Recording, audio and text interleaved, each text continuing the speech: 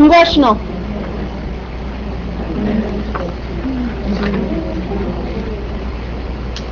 Mr. President, my distinguished chairman is exactly right. I have never relented in my conviction that the salvation of agriculture is based upon farmers who enjoy freedom and a fair price. Parity in the open market is, after all, the greatest of production incentives. We worked on this thing a long time thinking we could point the way to free the farmers to find their price in the open marketplace. Who has been responsible for this? You and I. The Congress has been just as responsible as anyone. Because we are vulnerable on that point, the President has licked us every time. Let us pick up the thread of legislative activity in this field and see what has occurred in the last decade. In the Act of 1933, we state in the very beginning that its purpose is to give the farmer purchasing power equivalent to the base period for the period under consideration. That was 10 years ago. Then we passed the Soil Conservation Act of 1936, which provided that when the Secretary finds that the market price is below the fair exchange value, he shall act. We meant that the farmer should have parity in the Act of 1933 and in the Act of 1936.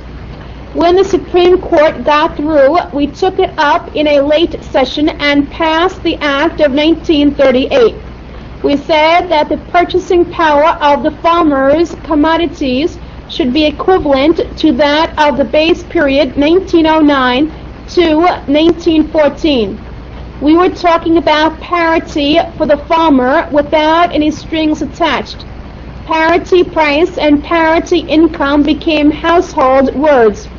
We were persuaded that the formula for farm relief was sufficient bushels times a fair price. In that same act, we provided for conservation loans. We provided for parity payments within the limits of funds that were made available by appropriations. We provided for funds to shore up the market. So you see, we were aiming at the parity objective in 1933, in 1936, and in 1938.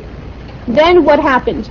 The thing that happened is chargeable to the Congress, because in the Price Adjustment Act, we appropriated $212 million to make parity payments that we said, in effect, you must not pay more than 75% of parity.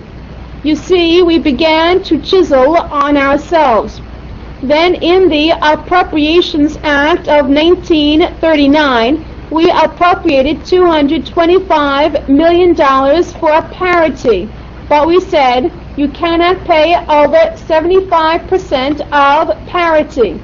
We were still chiseling on the very thing that we had so solemnly recited in 1933, in 1936, and in 1938.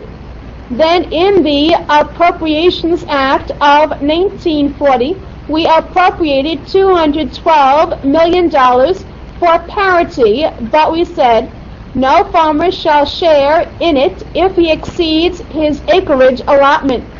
We were going to hold him right down to it. Then we came along with the penalty wheat provision of 49 cents a bushel if he hauled the excess wheat to the market, until the Ohio farmers challenged it, and it went to the Supreme Court, out of which issued a tortured opinion such as I have never in my life read in the law books. But we were chiseling on ourselves. Is it any wonder that the President licked us at every turn? Is it any wonder that they got the opinion we have been kidding the farmers? We say, give him parity.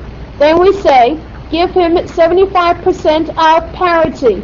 And then we say, do not give him any parity payments if he exceeds his acreage allotment.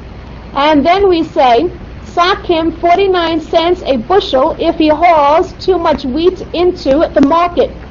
We said the same thing in the Agricultural Appropriation Act of 1941.